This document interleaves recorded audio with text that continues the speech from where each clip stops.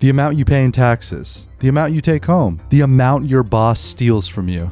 This meme argues that the biggest financial loss in your life isn't taxes, but the gap between the value you create and the wages you're paid. A popular narrative that is often debated in American politics is that of taxes. Conservatives build entire campaigns around the idea that taxes are the main financial burden on workers, and that lowering or outright eliminating them will somehow fix the economy and remove the boot from the neck of the working class. What is conveniently left out of this discussion is the concept of wage theft. Wage theft, simply put, is when the person doing the work gets the smallest slice of the money their work earns. Let me explain. Say you take a job mowing lawns.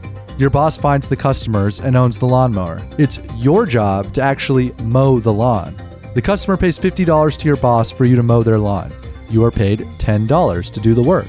This means that even though you did 100% of the actual work, 40 of the $50 goes directly to your boss for the simple reason that he owns the business. Now, this sounds like a pretty standard arrangement. However, that $40 that went to your boss is actually a form of wage theft. This means that the largest invisible loss of your income isn't taxes, it's the proportion of your own work you never get to keep. Now, this doesn't mean that the owner of the lawnmower isn't entitled to his cut. After all, he bought the lawnmower and found the customer. Those are real contributions. But does that entitle him to 4 times what you get paid for doing the actual work? Owning a lawnmower and knowing people who need their lawns mowed, those 2 things alone do not make you money. The value comes from actually mowing the lawn. In other words, the labor from the worker is creating all of the value. And this is most businesses in America, especially in the service industry. Workers create the value, and then owners capture that value.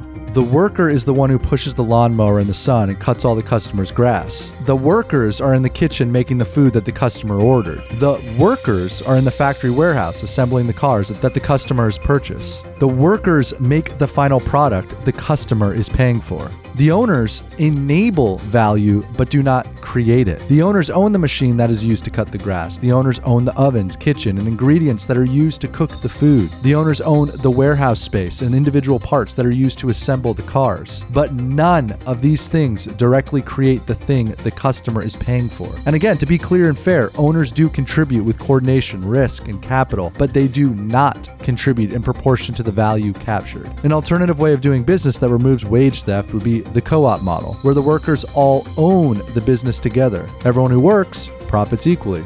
None of those lazy owners asking for handouts and freeloading at the top.